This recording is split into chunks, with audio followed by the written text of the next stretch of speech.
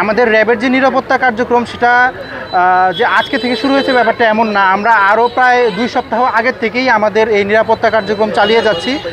এখন আমরা পুরো দমে আমাদের যে শারীরিক উপস্থিতি বা ফিজিক্যাল অ্যাপিয়ারেন্স সেটাকে আমরা বেশি জানান দিচ্ছি, কিন্তু আমাদের যে গোয়েন্দা নজরদারি এবং আমাদের যে অন্যান্য নিরাপত্তা যে কার্যক্রম সেটা কিন্তু আমরা আরও প্রায় 1 সপ্তাহ আগে থেকে আমরা পুরো দমে চালাচ্ছি। কক্সবাজার এবং বান্দরবান এটাতে সর্বমোট প্রায় 350-র মতো মণ্ডপ রয়েছে।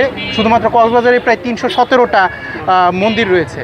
তো এই পূজা মণ্ডপগুলোর নিরাপত্তা রক্ষায় অন্যান্য আইনশৃঙ্খলা বাহিনীর সাথে আমাদের মাননীয় মহাপরিচালক এর নির্দেশনায় আমাদের অধিনায়ক মহোদয়ের সার্বিক তত্ত্বাবধানে আমরা প্রায় 2 শতাধিক র্যাব সদস্য সার্বক্ষণিকভাবে নিয়োজিত আছি। এখানে বিভিন্নভাবে আমাদের প্রায় 15 থেকে 20টির মতো টহল সবসময়ই বিভিন্ন পূজা মণ্ডপগুলোতে ভিজিট করতে। এলএমই সার্টিফাইড বিশ্ব সেরা কপারে তৈরি ওয়ালটন কেবলস, যা আপনার স্থাপনাকে রাখবে সব সময় নিরাপদ। এগুলো আমাদের যে নিয়মিত কার্যক্রম এর বাইরে শুধুমাত্র দুর্গাপূজাকে ঘিরেই আমাদের এই প্রস্তুতিগুলো রয়েছে।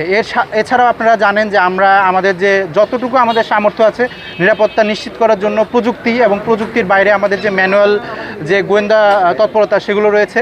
প্রযুক্তিগতভাবে আমরা বিভিন্ন বড় মণ্ডপগুলোতে কিন্তু আমরা ড্রোন ব্যবহার করছি। অনেক বয়স্ক পুণ্যার্থী এখানে আসবেন, অনেকেই অসুস্থ হয়ে যেতে পারেন, আবহাওয়ার কারণে অসুস্থ হয়ে যেতে পারেন। এ সমস্ত বিষয়গুলো মাথায় রেখে আমরা কিন্তু একটা প্রাথমিক চিকিৎসার জন্য আমাদের একটা মেডিকেল ক্যাম্পেইন চলছে, ফ্রি মেডিকেল ক্যাম্পেইন।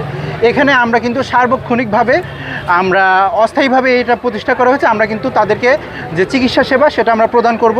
যেখানেই আপনারা কোনো সত্য ঘটনা পাবেন দয়া করে আমাদেরকে জানাবেন। আমাদের যতটুকু সামর্থ্য আছে তার শতভাগ দিয়ে আমরা চেষ্টা করব যে কিভাবে আমরা এই উৎসবটাকে সবার জন্য আনন্দময় করতে পারি। তো এটার জন্য আমাদের পূজা কমিটি যেখানে গিয়েছি তারা কিন্তু একটা কথাই বলেছে যে আমরা সবাই একসাথে এটাকে আনন্দের সাথে উদযাপন করতে চাই, সকল ধর্মের মানুষ।